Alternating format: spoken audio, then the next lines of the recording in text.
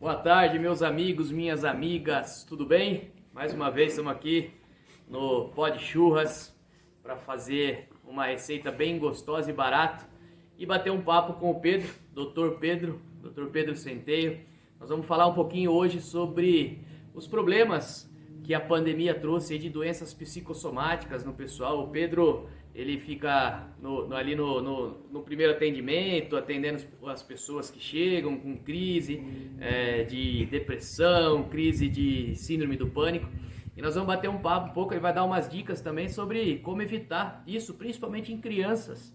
As crianças, por mais que a gente pense que não, mas as crianças nessa pandemia sofreram muito com crises de ansiedade, crise de depressão, mas isso a gente vai conversando ao longo do tempo. E para o churrasco hoje nós vamos fazer uma costelinha de porco ao molho barbecue. Então enquanto o Pedro se apresenta um pouquinho para vocês, eu já vou dar um pega aqui na carne e a gente já vai falar um pouquinho sobre a receita, beleza? Pedro, por favor, cara, primeiro agradecer você aí junto com nós, brigadão. Fala um pouquinho aí pro pessoal sua formatura, o que você fez, como que é, né? Desde quando você está atuando nessa linha de frente, e explica um pouquinho pro pessoal o que você vislumbra, o que você enxerga, infelizmente, né, nessa parte de psicossocial daqui para frente. Fala galera, tudo bem? Boa tarde. Para quem não me conhece, eu me chamo Pedro,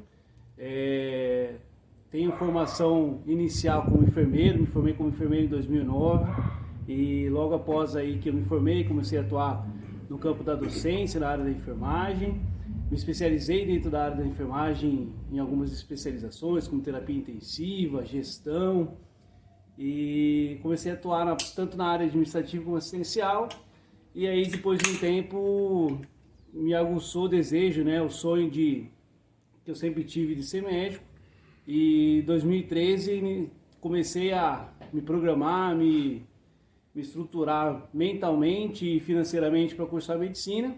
E aí no início de 2015 fui estudar medicina e fui para fora, estudei um tempo fora do país, depois consegui transferir para o país, né, cursando aqui no Brasil, e me formei agora aí no final do ano de 2021, e aí comecei a atuar no pronto-socorro, né, de unidade de cidades pequenas, né, e aí junto à pandemia, né, que veio aumentando a grande demanda de algumas situações, que é o assunto hoje do nosso bate-papo, né? Boa, Pedro. E aí trouxe em conversas informais, né, eu e a Islan, trouxe esse assunto, a gente veio sempre se debatendo sobre isso, né, sobre a demanda que tem no pronto-socorro, na unidade básica, sobre esse assunto aí, e é isso, acho que é isso. Hoje vocês vão ver que o fundo tá diferente, né? Eu tô na casa da minha sogra, tô na cidade de Angatuba hoje. E aí a gente aproveita descansar um pouquinho no feriado e também para, né, bater um papo do Pod Churras. O Pedro é um apreciador de churrasco, assim como eu, assim como muitos de vocês que estão assistindo. Enquanto a gente vai falando, vamos tomando nosso Monster. Fique à vontade para você tomar o seu também. Como eu disse, Pedro, ó, hoje, Pedro, nós vamos fazer aquela costelinha. Ó que costelinha maravilhosa, ó. Essa costelinha você encontra lá no frigorífico Aliança Gourmet em Sorocaba, tá? Como eu tenho dito, as melhores carnes de Sorocaba num preço justo, frigorífico Aliança Gourmet. Segue aí nas redes sociais, Instagram, Facebook, eles têm lá. É só você seguir lá tem o número, endereço, tudo certinho. Eu recomendo. Frigorífico Aliança Gourmet. As melhores carnes num preço justo. E essa costelinha linda, maravilhosa, foi de lá, Pedro. Ó, Pedro, só para você saber, o que nós vamos fazer com essa costelinha? Hoje, a costelinha barbecue, para quem não sabe, a gente já vai entrar no assunto dos psicossomáticos, tá? Agora só vamos explicar um pouquinho do churrasco. A costelinha barbecue, ela é uma carne muito tradicional nos Estados Unidos, tá? E nos Estados Unidos, muitas pessoas aí conhecem, tem aquelas churrasqueiras de bafo, que é a churrasqueira de temperatura, churrasqueira justamente para dar aquela... Nossa, fugiu o nome, que eu uso até a fumaça líquida. Pra dar aquele gosto, paladar. Na realidade ele fica defumado, pra defumar a carne. Tanto que o pessoal lá utiliza muito madeira de macieira, madeira de umas outras árvores diferentes para poder justamente ter esse gosto de defumado. Como no Brasil a nossa tradição não é tanto dessa churrasqueira, então nós utilizamos uma fumaça líquida que dá o mesmo sabor de estar defumado. Então você que está aí acompanhando, ó, a primeira coisa que a gente vai fazer é jogar a fumaça líquida na costelinha. Peraí que tá escorregando minha mão aqui. Então a gente vai dar umas borrifadas aqui, se funcionar o bagulho. Funcionou. A gente vai dar umas borrifadas aqui, ó, vocês podem ver, ó, borrifando. Pode borrifar sem medo de ser feliz. Tanto que se você pegar aqui, infelizmente ainda, as imagens não tem cheiro. Mas ó o cheirinho de defumado. Bom, hein? Parece um cheirinho de bacon defumado. Então a gente vai fazer o seguinte, a gente vai passar aqui a nossa fumaça líquida e depois, meus amigos, nós vamos passar uma mostarda. Mas antes, enquanto eu passo a mostarda aqui, Pedro, fala uma coisa para mim. O que você tem visto de aumento de situações, o mais comum que você tem visto acontecer das pessoas, né, chegarem... eu li um estudo, antes até de entrar nisso, eu li um estudo que fala que hoje, para quem não sabe, as doenças que mais matam no mundo são doenças cardiovasculares. E existe um estudo já falando que a partir de 2025 as doenças que mais matarão são doenças psicossociais. Então, o que você tem visto, por exemplo, da sua experiência de enfermeiro, de tudo, até agora como médico, o aumento disso? Dá uma explanada aí pra gente. Só pegando o gancho que você está falando do aumento, né, de tipo a prospectiva, né, para 2025, 2030, sim, né? Existe alguns rostos de doenças do futuro, né, que a gente fala. E dentre elas as maiores as doenças psiquiátricas, né? Tá. Depressão, transtorno do pânico, transtorno de bipolaridade e várias outras que englobam elas, né? Mas uma das principais é o transtorno depressivo, que são as doenças do futuro, né? Tá. Que vão estar englobadas aí nesses estudos que você falou. O que eu tenho percebido, tanto na área de atuação agora, depois que eu me formei, né? Eu peguei aí a segunda onda da pandemia, né? Em janeiro. E agora, né? A gente, graças a Deus, está caminhando para, se Deus quiser, o final dessa pandemia, né? Mas o que eu tenho observado que é de diferente da época que eu atuei como enfermeiro, tanto em pronto-socorro, parte de gestão, é o aumento dos transtornos de ansiedade e transtorno do pânico em crianças em idade escolar, principalmente. Então a gente fala ali da idade de 6 anos acima, né, idade escolar, quando já começa a ir para a escola, e nos adolescentes. Antes se tinha um transtorno depressivo, era mais comum transtorno depressivo, transtorno de ansiedade, né, que são coisas que vem gerando, por causa de um aumento da preocupação, que a gente acaba criando responsabilidades da vida de adulto, e isso vinha se formando dentro da vida adulta, né?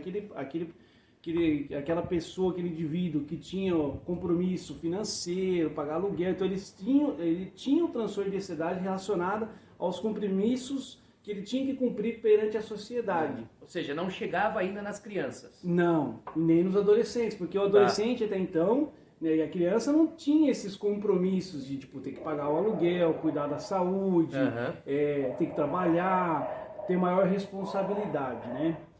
Agora, o que a gente tem visto é o aumento do transtorno de ansiedade e o transtorno do pânico, né? O pânico, aquela sensação iminente de morte, que chega, acha que está morrendo, né? Com formigação em mãos, a mão está tremendo, falta de ar. Mas isso é importante desculpa te cortar, Pedro, mas isso é importante vocês ficarem atentos, vocês que têm filho, nesses sintomas.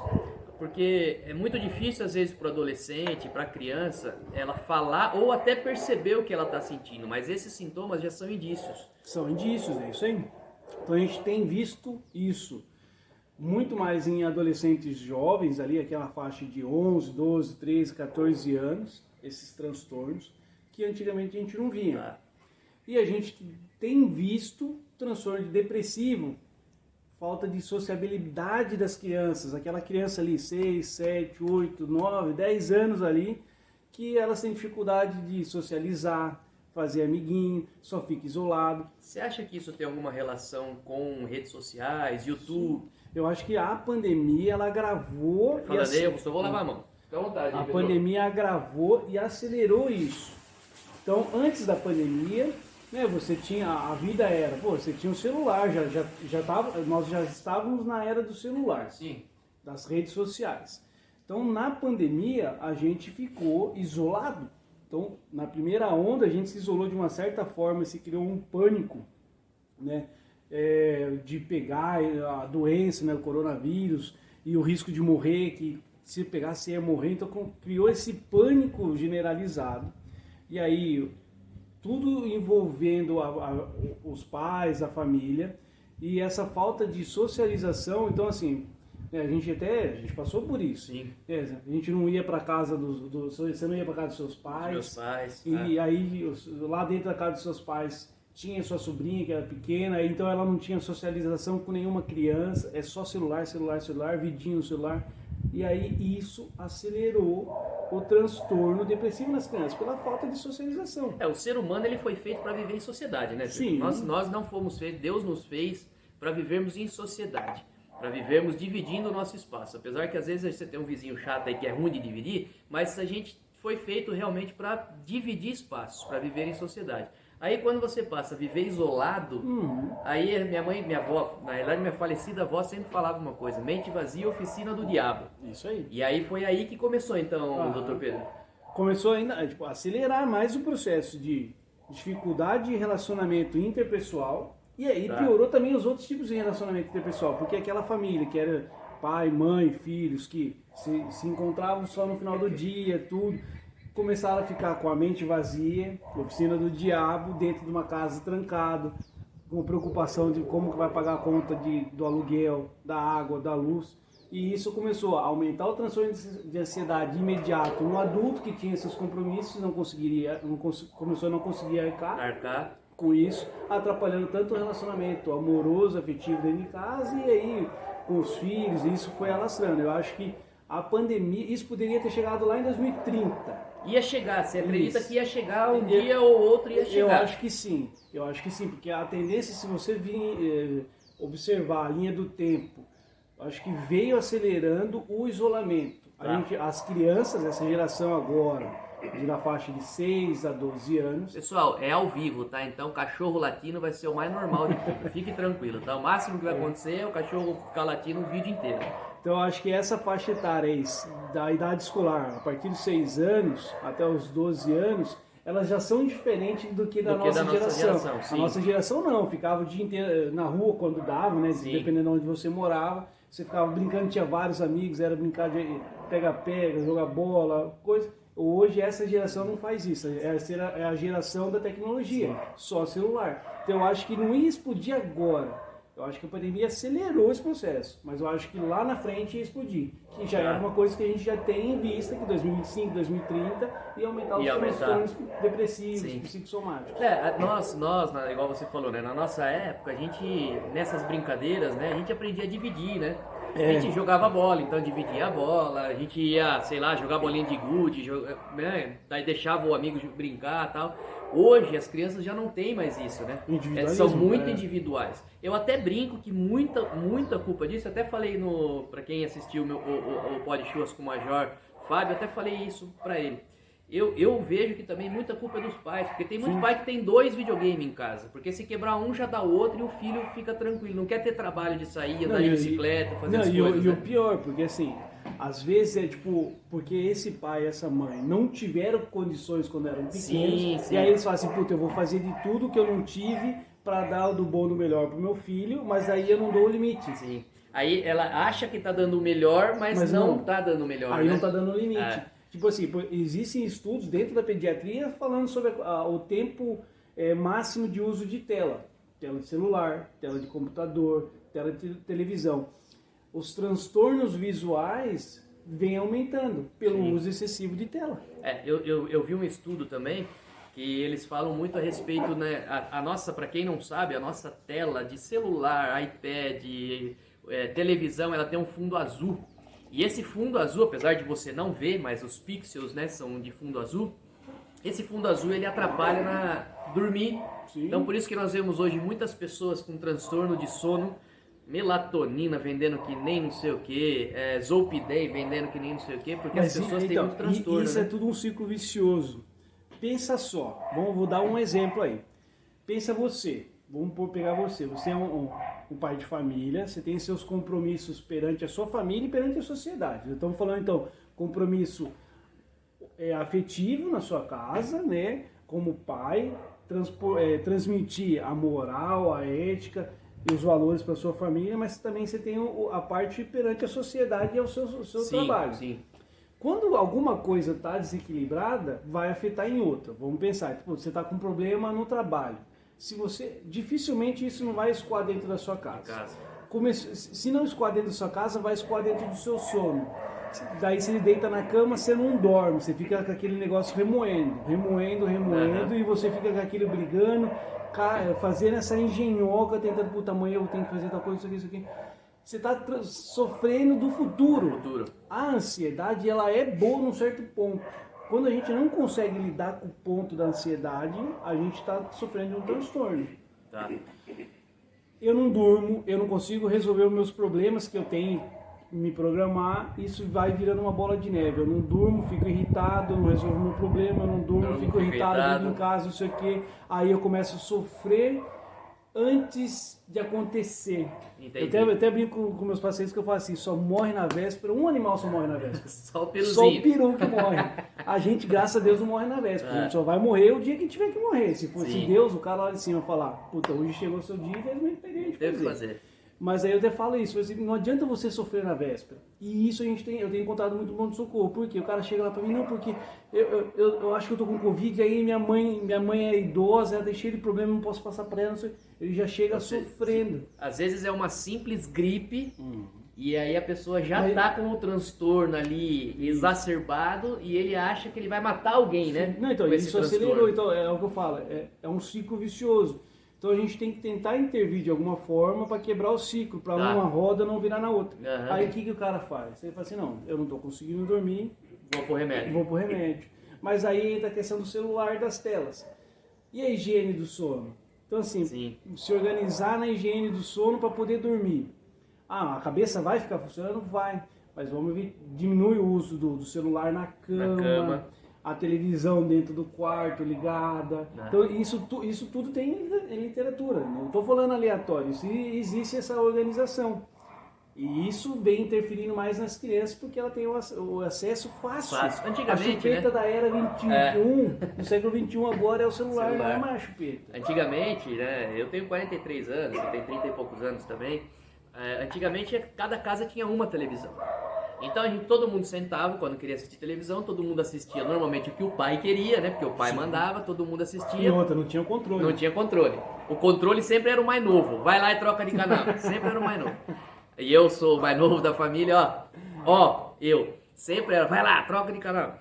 E aí, o que acontecia? Acabou o programa, vamos pra cama, era dormir.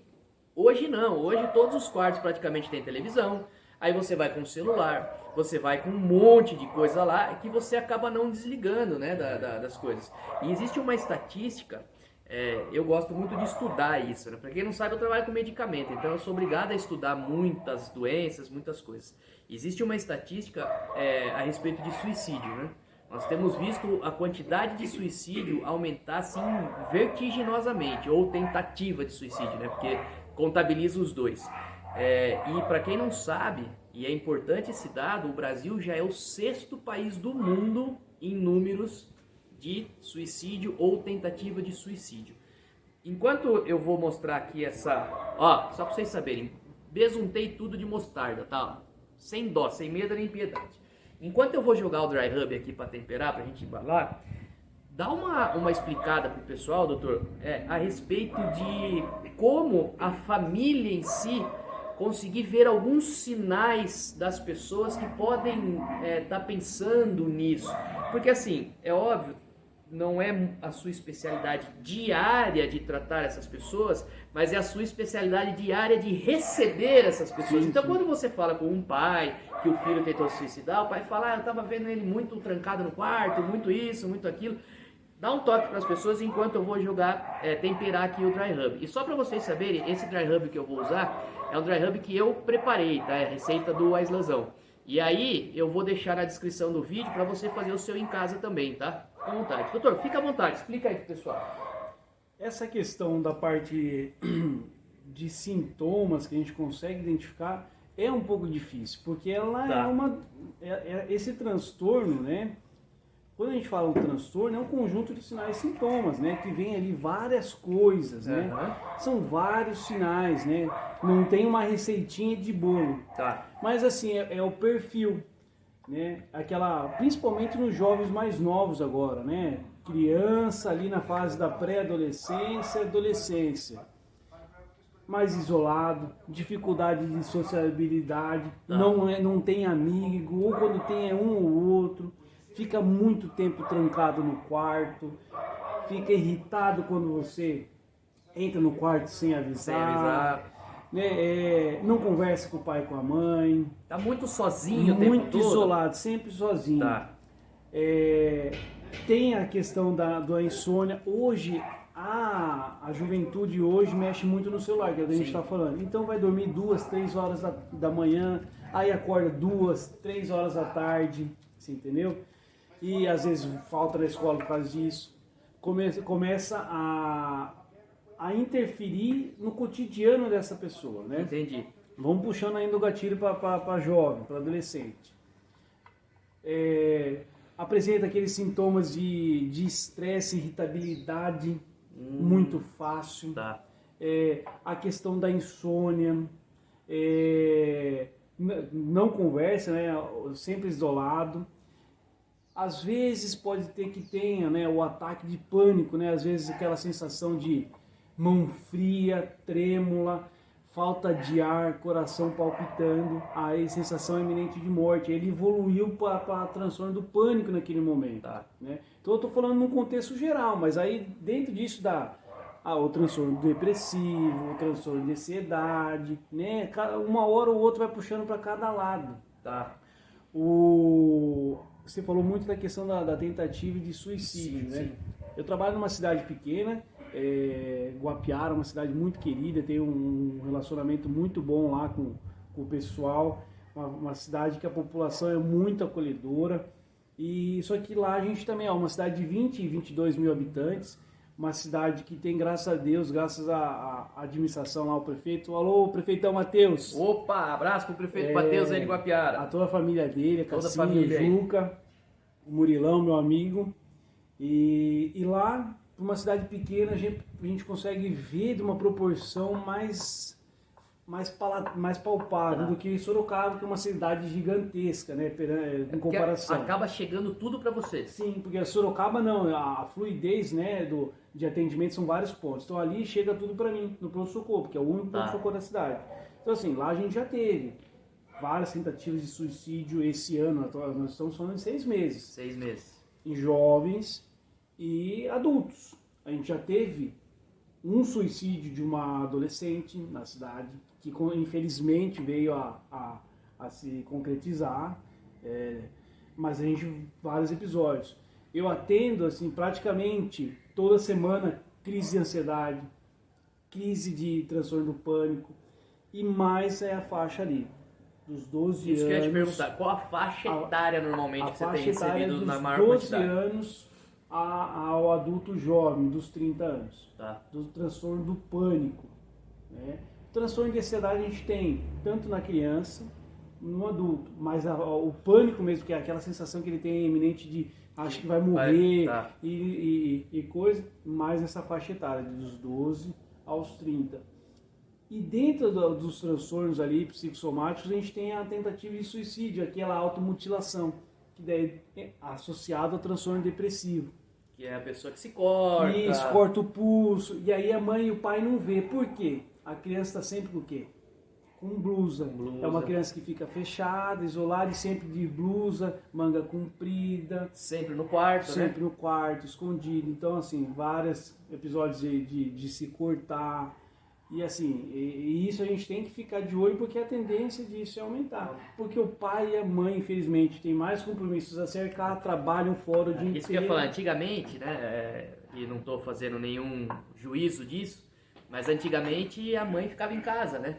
Normalmente o pai, né, trazia o sustento e a mãe cuidava dos filhos. E mais uma vez, não estou fazendo juízo disso, eu acho que hoje, a vida de hoje em dia não proporciona, na maioria dos lares, eu encaro como uma dádiva. A mãe poder estar junto dos filhos mais tempo do que a escola, por exemplo, não que a escola seja ruim, mas a mãe e o pai é quem dá personalidade pro filho. E a mãe e o pai que educa. Que educa. A escola da cultura. E aí a gente pega realmente isso, o pai e a mãe trabalhando, chega no final de semana os dois extremamente cansados, porque tem que trabalhar muito realmente, e não consegue dar aquela atenção real que o filho precisa, né? É algo assim que a gente tem visto acontecer demais, a gente tem ouvido, né, e lido acontecer demais, infelizmente, esses tipos de síndrome. Uma pergunta que eu ia te fazer, Pedro, quais são as diferenças básicas de um paciente que ele está ao ponto de suicidar, né? Ele está depressivo ou ansioso, né? Mais do que, por exemplo, que também tem aumentado os casos de esquizofrenia, mas aí já é muito ligado à droga, né? A droga tem trazido muitos esquizofrênicos, né? A droga, ela é um gatilho, porque às vezes, né, tem estudos, eu não sou especialista na área, mas tem estudos que a esquizofrenia, ela acaba tendo gatilho através do uso de droga. Né? Ou seja, ele já tinha uma predisposição isso, e a uma droga... tendência, isso. E às vezes você pode ver que às vezes está muito relacionado à história familiar, sempre tem alguém na família de primeiro grau, segundo grau ali, que tem um grau de esquizofrenia, e às vezes esse paciente acabou utilizando droga, ou algum evento traumático acabou desencadeando e aparecendo isso. Mas pode ter outras questões aí também. É um negócio muito muito variável. Tipo assim, a psiquiatria ela é muito dinâmica. Para você chegar num diagnóstico em algumas doenças, às vezes demora anos. 3, 4, 5 anos. Às vezes não dá tempo, né? Às vezes lava a mão ali de novo. Às vezes no início o profissional acaba por... É um transtorno mental, né, relacionado à ansiedade ou relacionado à personalidade, e aí lá dentro do transtorno de personalidade tem um leque de doenças. Transtorno de ansiedade tem um leque, transtorno depressivo tem um outro leque de doenças. Posso ter elas isoladas e elas juntas. Né? Então assim, é muito difícil, é muito variado. Você pegar e traçar um perfil assim, receitinha de bolo é muito difícil. E você, doutor, percebe se, por exemplo, Você falou que, só continuando, você falou da questão do suicídio, né? Isso. Geralmente, quando chega um paciente, né, e isso a gente faz lá a análise do perfil do paciente na entrevista, a gente chama de anamnese. Quando a gente começa a conversar com o paciente lá, a gente faz às vezes umas perguntinhas meio aleatórias, mas não está sendo à toa. Sim. Então, aleatório para o leigo. Isso, mas para nós não. Então a gente tem na anamnese, a gente tem uma estrutura ali e tem a anamnese psicológica, de avaliação que começa desde o perfil de vestimenta, da higiene corporal, da postura, de como que ele se comporta dentro ali, como que ele entrou. A gente analisa o paciente desde a caminhada dele até vir no consultório. Uma deixa, por exemplo, às vezes o cara chega lá eu tenho o costume de chamar o paciente lá fora, trago eles para dentro do saguão, para daí, lá no nosso serviço é um pouco dividido essa parte. Então eu consigo ver, eu analiso todos os pacientes que eu chamei. Então, se está andando, né, se está com dificuldade de andar, se está acompanhado ou não. A hora que eu chamo no consultório, a hora que eu bato o olho, eu falo assim, não, ele está com dificuldade para andar, mas a hora que eu chamei ele lá fora, ele veio andando. Ele veio andando. Então, assim, eu já consigo traçar algumas coisas. E dentro da psicologia, né, da psiquiatria, a gente tem essas coisas também. Dentro da análise do paciente ali, síndrome depressiva, né, ou ansiedade, a gente faz Por aqui um pouquinho, doutor, só para... Uma das perguntas que a gente tenta chegar você já pensou em se matar? E quando você consegue chegar nessa pergunta? Eu tenho que dar um jeito de chegar. Então, aí você chegou na pergunta. O paciente, ele é sincero? A grande maioria fala, já pensei? Ou pelo que você percebe, o cara quer magoar, o cara quer maquiar? Eu tenho que ganhar a confiança dele. Entendi. Então, às vezes, no começo da conversa, vou dar um exemplo. Esse final de semana passado foi atender em Carapicuíba. Aí Só de Carapicuíba, um abraço pra vocês. Aí eu fui atender uma adolescente, 14 anos. Eu só vou resumir para não entrar muito na questão dela, assim. E ela estava acompanhada, eu pedi para o acompanhante ficar um pouquinho lá fora para mim ter uma maior liberdade de conversa com ela. E aí na conversa eu fui conversando, perguntei se ela estudava, então você faz todo um geral, ganha confiança do paciente. Consegui ganhar a confiança do paciente, entro na linha mais específica. Você já pensou em se matar? Tá. Já pensei, doutor. Tá, mas o que você pensou? Conta pra mim. Não precisa ter vergonha, não.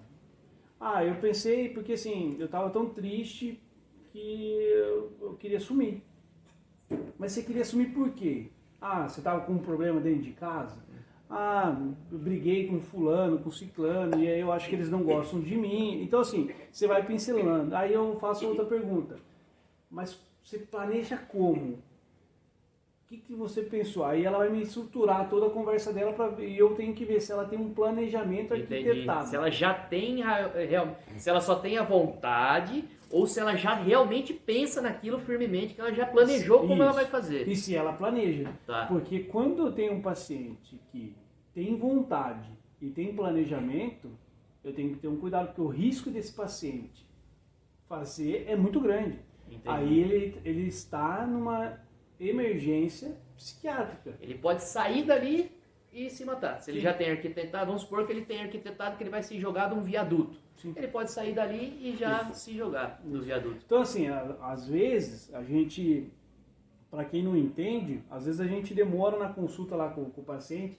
Putz, mas esse cara aí é um Zé Mané, é usuário de droga. Cara, mas eu tenho que atender ele como um todo, ele é um ser humano, igual a todo mundo. Então, às vezes, ele está passando por um transtorno e ele está assim, tipo assim, o escape dele vai ser o uso do álcool excessivo, o uso de alguma droga, você entendeu? Uhum. E eu tenho que abordar isso, porque se esse paciente tiver com planejamento de suicídio, cara, o risco dele se suicidar e eu vou ser responsabilizado por isso, porque eu falhei de não ter identificado. Sim. Então eu tenho que chegar nesse tipo de conversa.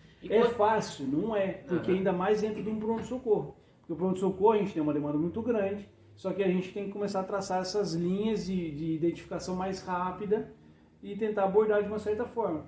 E a abordagem nessas situações, ela é multiprofissional. Então, tu começa lá desde lá do enfermeiro que fez a triagem, classificação de risco, vai passar por mim, vai sair de mim, vai por... Lá em Guapiara a gente tem uma estrutura da rede de atenção psicossomática, lá, psicossocial, muito grande. Então a gente tem, dentro do pronto-socorro, a gente tem assistência social. Entendi, eu identifico um caso. Você já passa para ela. Pessoal, chama aí o assistente social, e aí eles vêm, o pessoal do Centro de Atenção Psicossocial, que é o CAPS, eles vêm, faz um atendimento lá dentro do pronto-socorro, agenda consulta especializada com o psiquiatra, com o psicólogo lá, e aí a gente vai dar sequência. Algumas situações eu tenho que internar o paciente. Entendi. Porque ele pode ser um perigo para ele ou para outro. Entendi. Entendeu? Então, assim, é muito dinâmico. Então, assim, a gente tem que identificar nessa Era parte. justamente isso que eu ia te perguntar quando você complementou. Você tem percebido que... Porque, assim, nós percebemos que isso aumentou, né? Agora, você tem percebido que se o pessoal da área da saúde, eu digo governo federal, estadual, municipal, se eles estão também se preparando para isso? Por exemplo, você deu o exemplo de Guapiara. Esse sistema de trabalho onde já tem um assistente social, que você já chama, já encaminha para um psiquiatra e tal, isso seria o ideal, né? Agora, isso você vê em outras situações ou não? Ainda você falaria assim, poxa, Isla, para mim que estoura ali no pronto-socorro, para mim estourou ali no pronto-socorro, chegou já com a intenção de se matar ou chegou muito depressivo, surtado e tal, eu vejo que precisava ter XYZ ainda para que a gente conseguisse dar realmente um primeiro atendimento para que essa pessoa conseguisse sair. Eu conheço alguns pronto-socorros que tem o psiquiatra de plantão para quem chega com surto. Mas é só para quem chega com surto. Você trata e dispensa, e ele vai para o posto de saúde até conseguir e tal. Como você vê isso? Há uma preocupação, não só dos médicos, que eu sei que isso é uma preocupação muito grande de vocês, mas de quem coordena essas coisas em melhorar?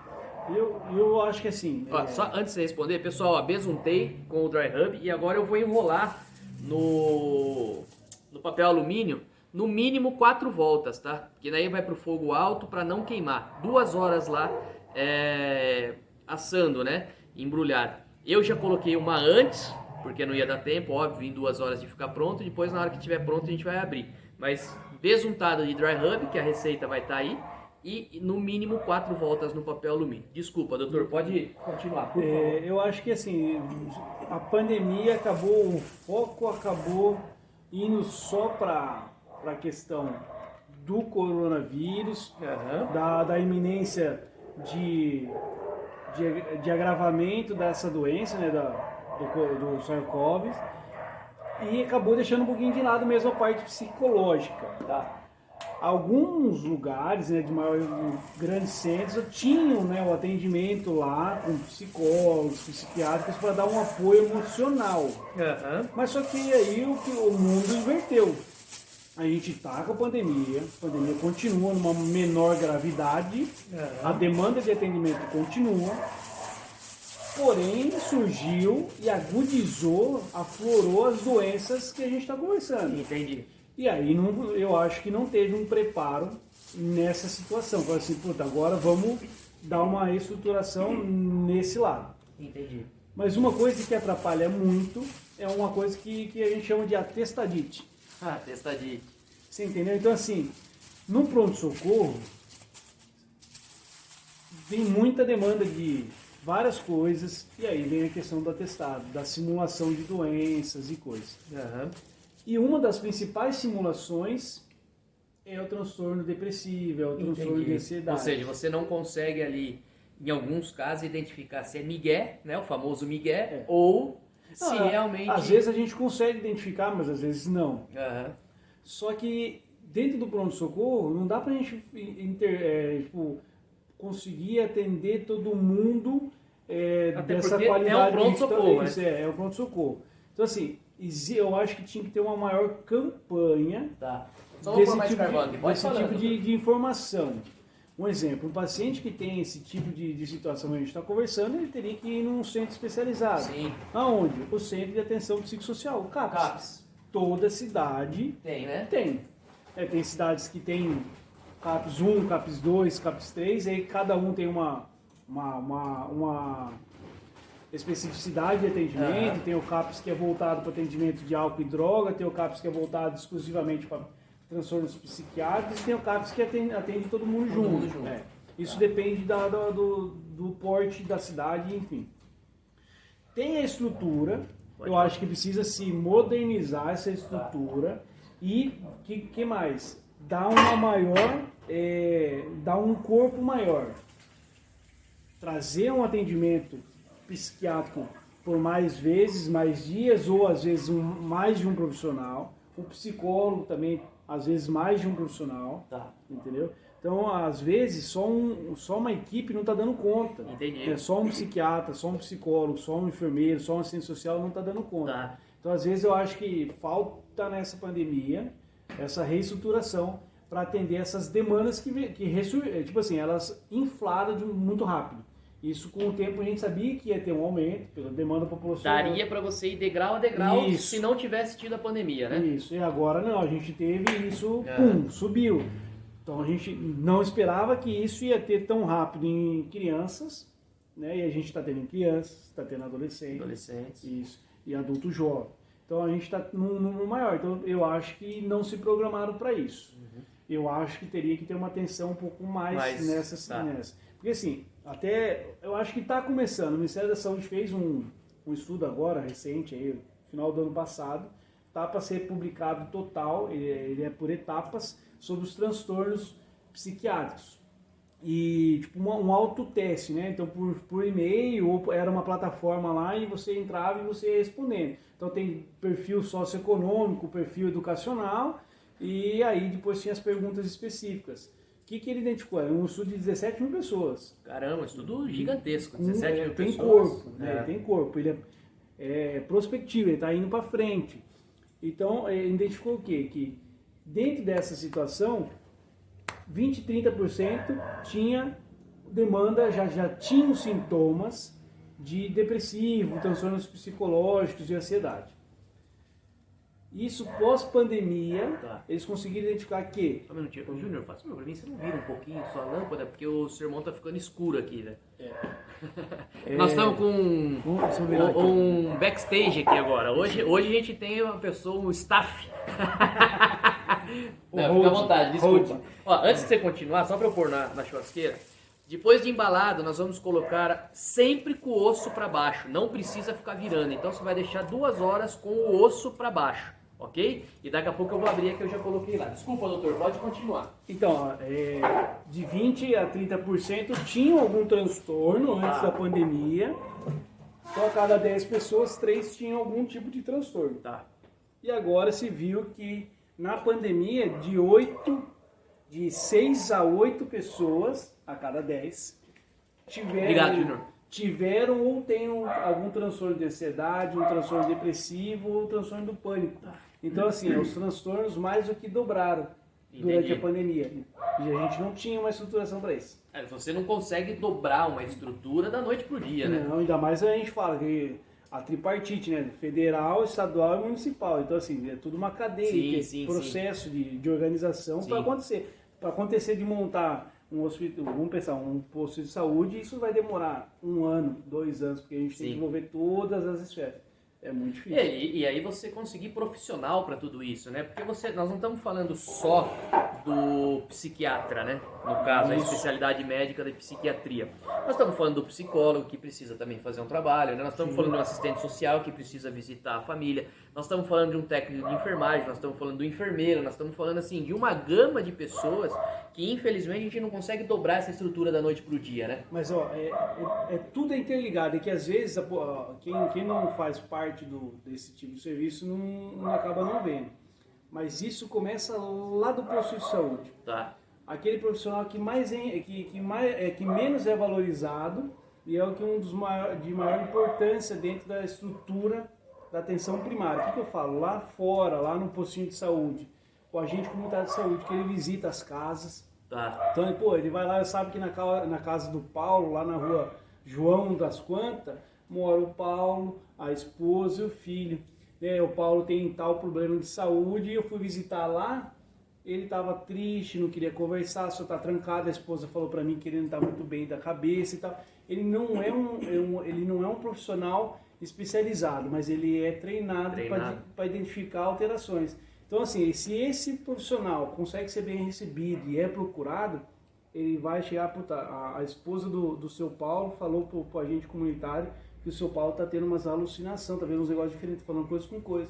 O agente comunitário vai comunicar lá o enfermeiro dele, o médico na reunião de equipe, e aí eles vão fazer uma visita. Entendi. Aí vai assim, não, esse paciente está com algum transtorno, vamos ter um atendimento mais especializado. Às vezes encaminha para um psicólogo, encaminha para um psiquiatra, consegue intervir antes desse cara ter lá a tentativa de suicídio ou uma tentativa de assassinato com alguém, você entendeu? Então, assim, é tudo uma rede interligada.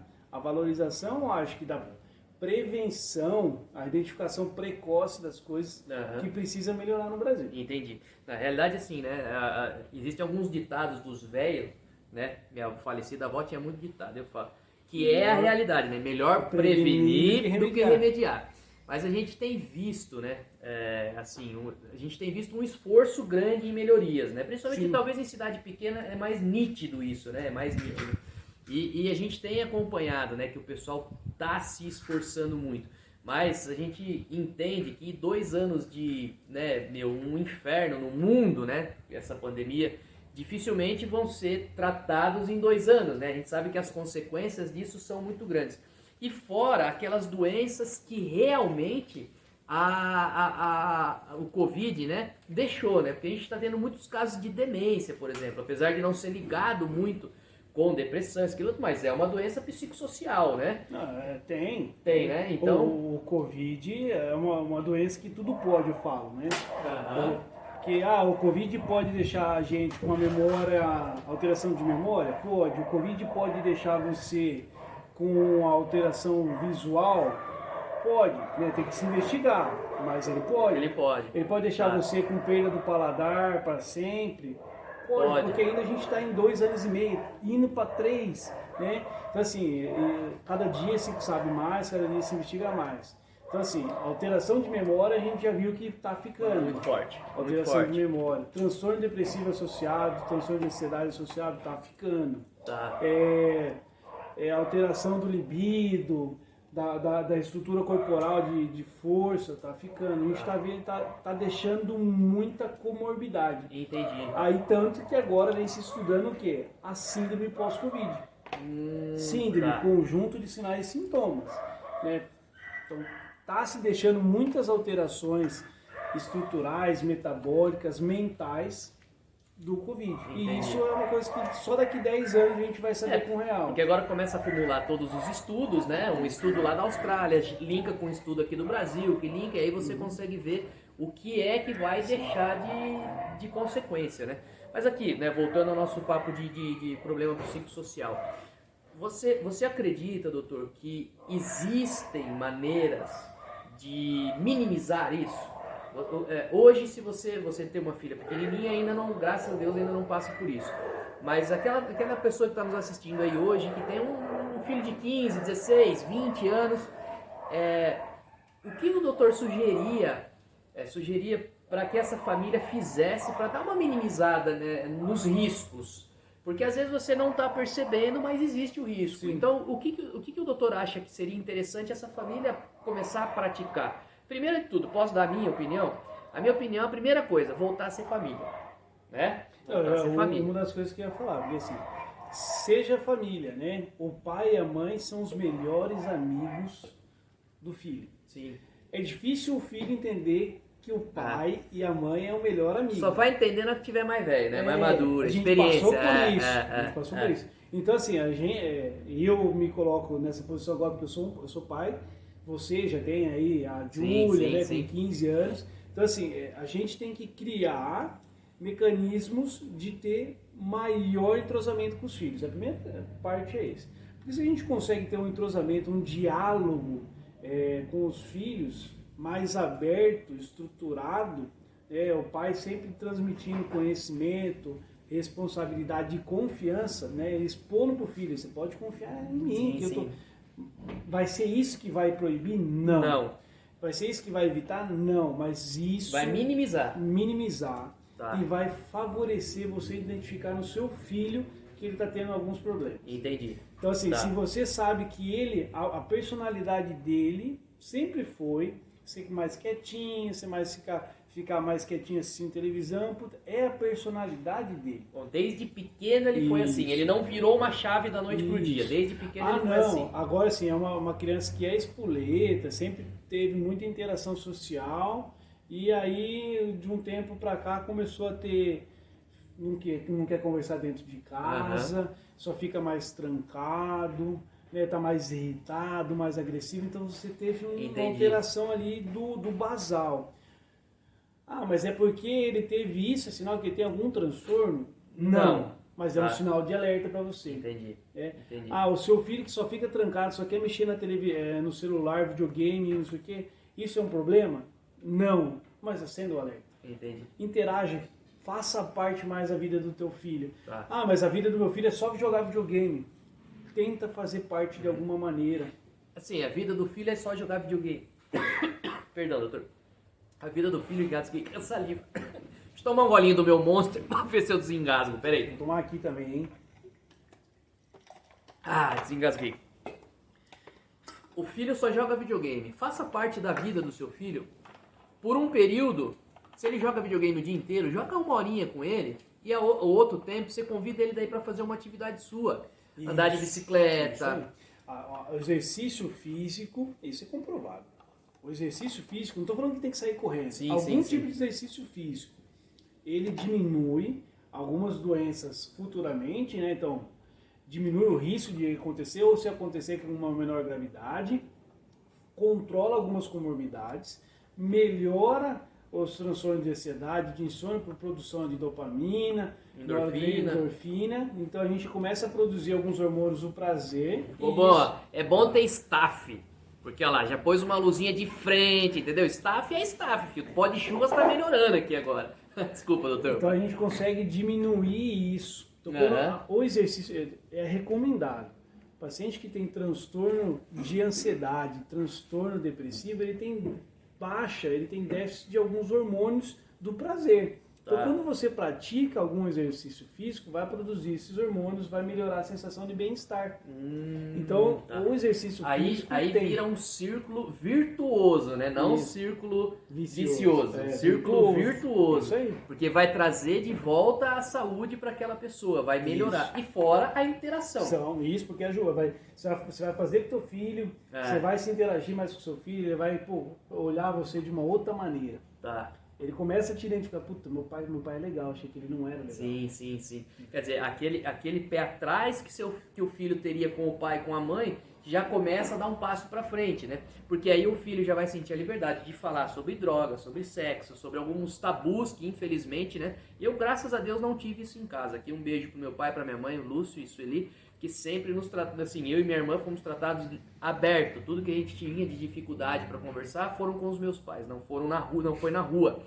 E os pais que têm essa dificuldade, começa você também a trabalhar, né, doutor? Porque você trabalha isso e traz o seu filho para você e aí você vai dar a informação correta. Não vai ser ninguém na rua que vai passar a informação que o da rua quer que seja. Isso, né? porque ele vai manipular a informação. Ele vai manipular a informação. Porque ele quer te fazer usar, ele quer te levar para um outro caminho.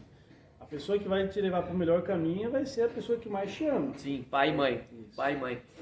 Uma outra situação, doutor, que a gente visualize e lê muito.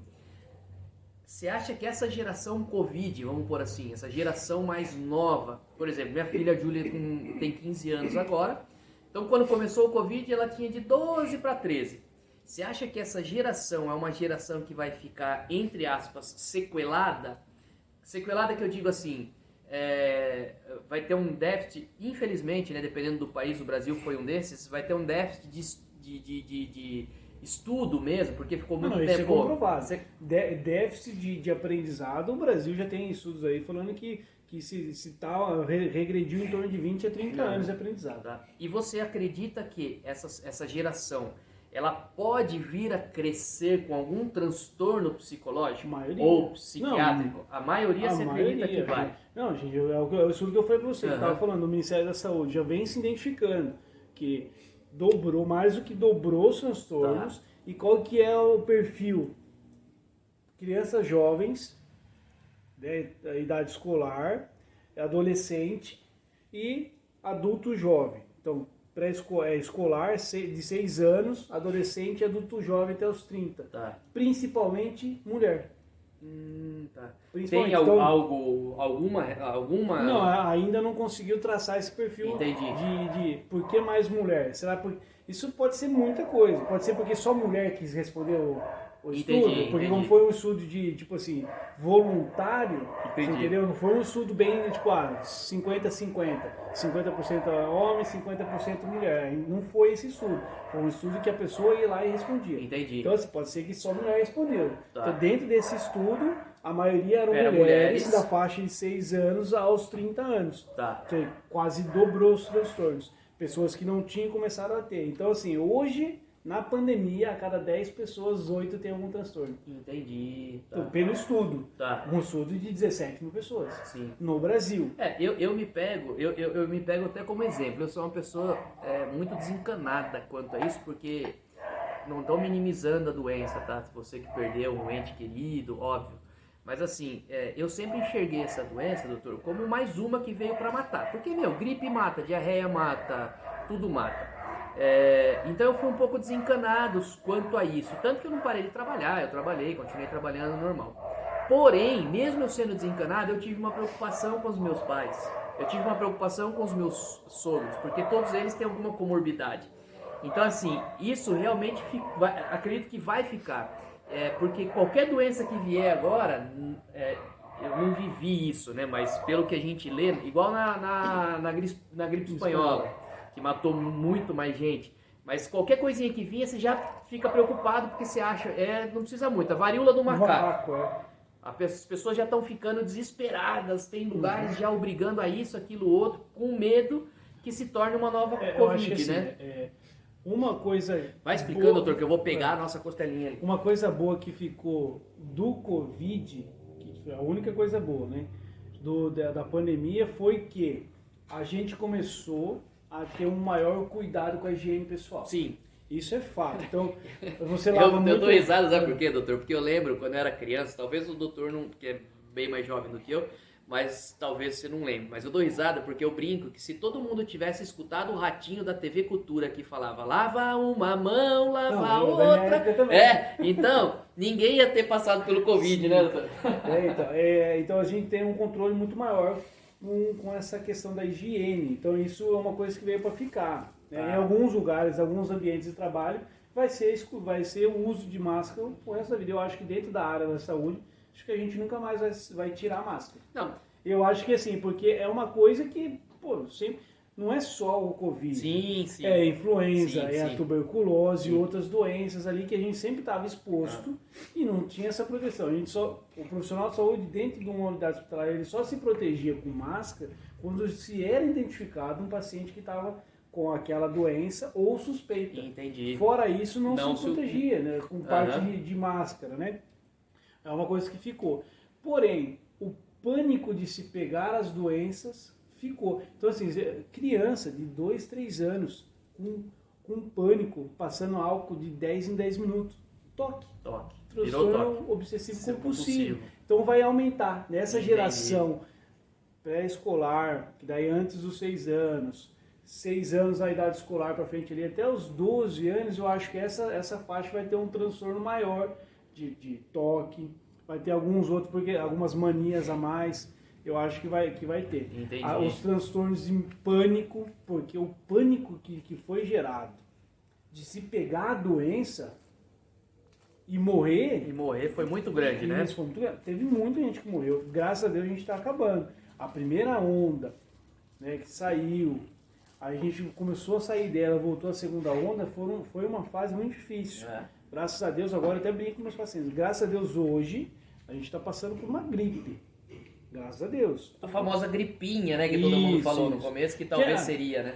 Tem algumas pessoas que vão vir a falecer com essa gripe agora, né? O Covid se tornou uma gripe. Pode ser que sim. Como a gripe... A gripe normal também. A influenza também causa, né? Como uma pneumonia também causa, que pode ter essa... Sim. Né? Então, os números hoje, graças a Deus, eles são bem controlados. Ainda tem 200, 300 pacientes morrendo por dia, mas também estão morrendo de influenza, de AVC. Sim, de AVC, cardio, doenças cardiovasculares, né? Hoje... Mas eu acho que vai ficar de bom isso, na pandemia, né? Esse autocuidado. E o de ruim é os transtornos de pânico. Isso vai permanecer nessa geração e vai ter que fazer um acompanhamento por um longo período. Transtorno de toque. Sim. Nós temos exemplos aí de várias pessoas da área da saúde, inclusive, que não conseguiram voltar a trabalhar, né? Porque viveram... Aí já é uma outra, a burnout. Burnout, porque viveram a pressão de não poder nem ir embora do hospital, tinham que estar ali primeiro para salvar as vidas que estavam ali e começaram a ter medo de levar a doença para casa, né? Sim, isso. Então assim, o burnout, o doutor pode explicar até muito melhor que eu, o burnout que trouxe... Burnout, para quem não sabe, é uma doença que ela é muito associada ao estresse de trabalho. Isso. É aquele estresse que traz, né? O doutor pode explicar? Explica, por favor, doutor, enquanto eu abro aqui. Infelizmente, imagem não tem cheiro, mas se tiver, vocês iam estar morrendo de vontade. O burnout é mais relacionado, é isso que você falou, é mais relacionado à pressão que se enfrenta dentro do ambiente de trabalho, tanto de atendimento, né? A pressão que você tem que lidar com aquela questão de perda, de morte constante, que isso dentro da pandemia, né, se agravou demais, e as cobranças também. Existem não só o burnout dentro da área da saúde, mas nas outras áreas também. É o que se aflorou mais agora na pandemia, né, dentro da área da saúde. Isso. Por causa que a pressão de todos os lados, e principalmente de você ver muita gente morrendo e você não conseguir fazer nada, porque tudo que se tentava não conseguia. Não tinha, né? Não tinha ideia, né? Então, hoje se tem uma estruturação frente à doença, né, da parte fisiopatológica dela, muito melhor. Mas até se chegar a esse ponto, se perderam muitas vidas. Né? Como eu falei pra vocês, né? Eu gosto de lamber o dedo, mas minha mulher falou que eu não posso lamber o dedo, então eu não vou lamber o dedo, tá? Eu falo que na época da pandemia, como eu disse no começo do vídeo, eu trabalho com medicamento. Né? E na época da pandemia, doutor, eu fui uma das pessoas que... Eu já sou uma pessoa que defende muitos, não só médicos, o pessoal da área da saúde, porque existem lugares no Brasil, que talvez você que me assiste aí não conhece, que o médico compra, não sei como é o nome, me perdoe, mas o médico acaba comprando com o próprio dinheiro o fiozinho para suturar as pessoas. Porque não chega nos lugares. Então eu já era um dos maiores defensores, eles tiram leite de pedra. E depois, na pandemia, eu fiz questão de fazer várias homenagens a muitos amigos médicos e faço aqui a todos os médicos, não só médicos, mas todos os profissionais da área da saúde, o pessoal que trabalhou na parte administrativa, porque ninguém via nada, aquela tiazinha, tiozinho que limpava o corredor para que estivesse sempre limpo. Então eu fiz muita homenagem, porque assim, enquanto eles estavam lá, sem vocês, né? Enquanto vocês estavam lá, sem saber o que ia acontecer com vocês, sim, vocês estavam lá cuidando para que a minha família não precisasse passar por aquilo. Então, você que às vezes critica, né? E assim, não vou tirar a sua razão, cada um enxerga de uma maneira. Passe a enxergar o outro lado da moeda. Entenda que o pessoal da área da saúde também é ser humano como eu e você, né, doutor? Sim. Fala um pouquinho, doutor, do que você viu e presenciou, por exemplo. Fica aqui assim, eu acho que é a pior parte da medicina, né? É você trazer a informação para alguém que o ente dele faleceu. Isso deve ser assim algo que deve, por mais que você tenha 40 anos de medicina, é porque, você está falando para alguém que aquela pessoa que ela ama tanto não vai mais estar no convívio dela, né? Eu acho que é o momento mais difícil ali, É o momento mais difícil da medicina, doutor? Para mim Claro. Eu acho que assim, aqueles 5 minutos de conversa que demora... Uma eternidade. Uma eternidade. Tipo, a hora que eu vou dar essa informação, eu me preparo 10 vezes, assim, eu vou repetindo o treino que eu vou falar. Existe um protocolo, né, uma metodologia de como você abordar má notícias. Existe um roteirinho, assim, de você chegar a conversar sobre isso, mas mesmo assim é muito difícil, porque eu me coloco do lado. É que às vezes tem alguns colegas que acabam, tipo, você vai passando o tempo, às vezes você vai perdendo, você vai ficando frio, né, nessas questões. Mas eu ainda me coloco do lado, porque eu tive de todos os lados, né? Eu não cheguei a falar isso, mas eu fui criado dentro do hospital, meu pai aposentou como técnico raio-x, minha mãe como auxiliar, depois técnico de enfermagem, então desde pequeno. Minha irmã, fisioterapeuta, meu irmão, técnico de raio-x, então desde pequeno. Na área da saúde, a família toda envolvida na área da saúde. Então assim, eu sempre tive dos dois lados, paciente, né, depois a gente passou tudo que passou com meu pai. Sim. E então sempre estou olhando os dois lados, então sempre eu faço, puta, e se fosse meu pai? Me coloco nessa posição. Então é mais difícil falar, eu treino bem e tento ser o mais humano possível. Mas mesmo assim é difícil, né? Pessoal, ó, eu abri a costelinha, aquela que eu falei pra vocês, que eu coloquei há 2 horas atrás. O que eu vou fazer agora? Ó?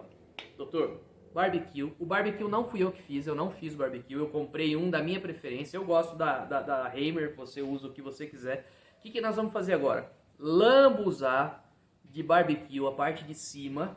E diferente daquela hora que eu coloquei embrulhado com o osso para baixo, agora eu vou passar barbecue e vou colocar a carne para baixo. Certo. Justamente para dar aquela queimadinha, aquela parte preta.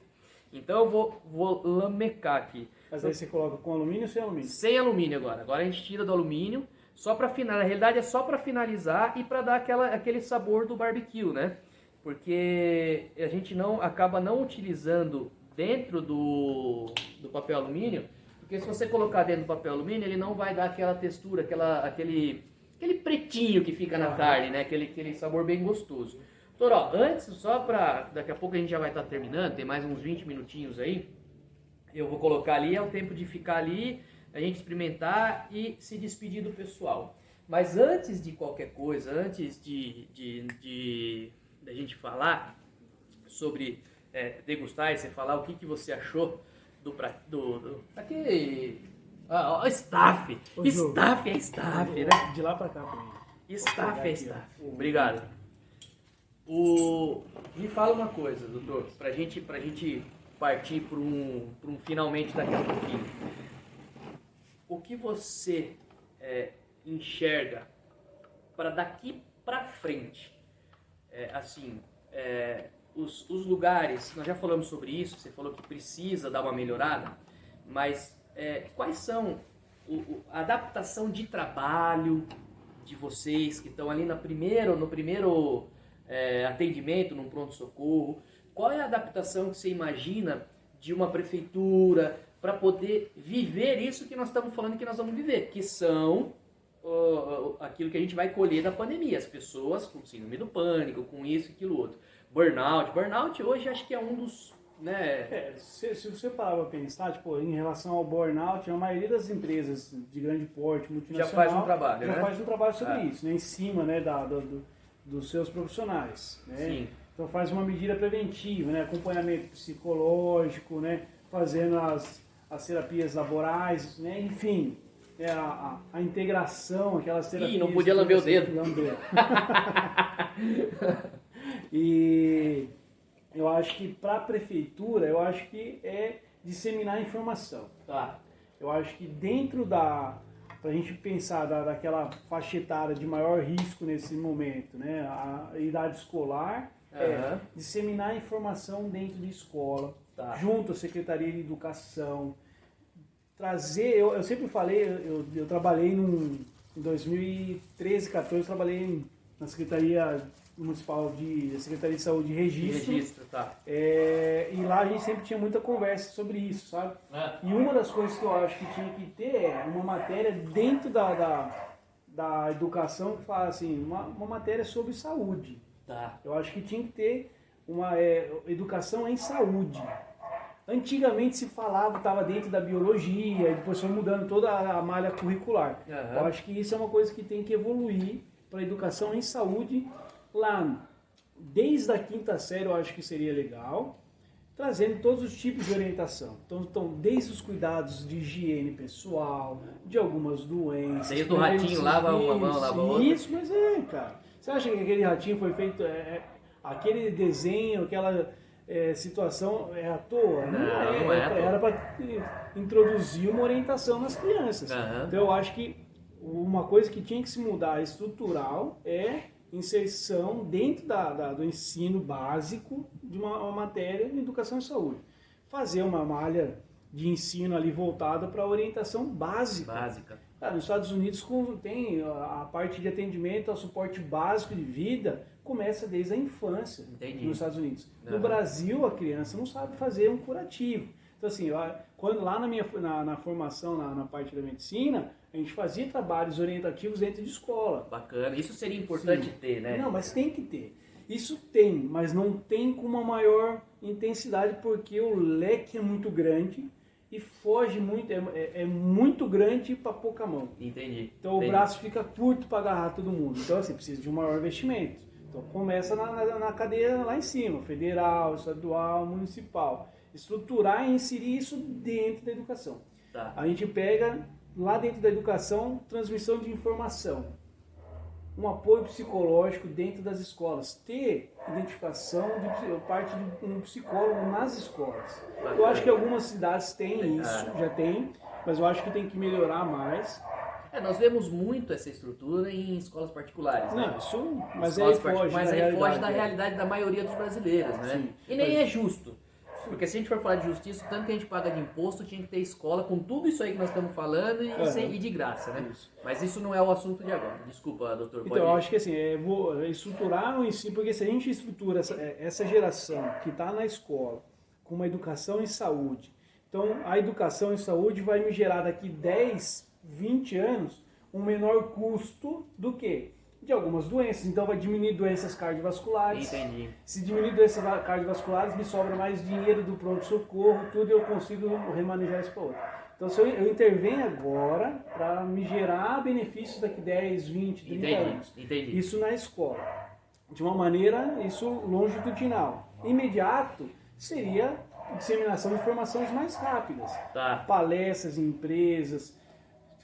Cidade pequena, a maior empresa sempre é a prefeitura. Sim. Então você transmite informação dentro da prefeitura, dentro das secretarias, com os colaboradores. Uma cidade maior, aí você tem que fazer, aí tem os conselhos municipais, conselhos do bairro, e aí você consegue propagar a informação direto para os pais, direto para o trabalhador, essa informação de conhecimento mais rápido, mais palpável. Quer dizer, o doutor pensa que daqui para frente, não que a gente não tenha, mas teria que aumentar em muito o trabalho com informação. Porque é o que o doutor falou, na escola, se a criança aprende que se ela comer só fast food, ela vai ter um problema cardiológico mais para frente, ela muito provavelmente ela não vai só comer. E assim, ó, tá aqui um gordinho que adora fast food, mas eu consegui aprender a quantidade que eu posso comer daquilo.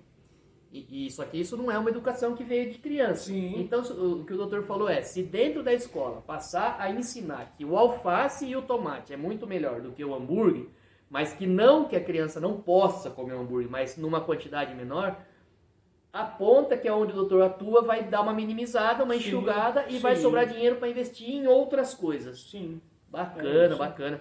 E aí, da parte imediata, é abordar os pais, né? Sim. Então, assim, porque o pai também é um paciente. Então, eu abordo ele de uma informação mais rápida, mais palpável, né? Tipo, nessa parte que a gente está conversando, dos transtornos psicossociais, e aí a gente consegue uma maior identificação, uma identificação mais rápida. E porque quando você tem um leve conhecimento sobre o assunto, e eu percebo isso, porque chega lá pra mim e fala assim, doutor, eu acho que eu tô com transtorno de pânico. Entendi. Por quê? Doutor, minha mão tá assim. Então o paciente, porque ele buscou conhecimento, ele já traz para você uma informação mais enriquecida.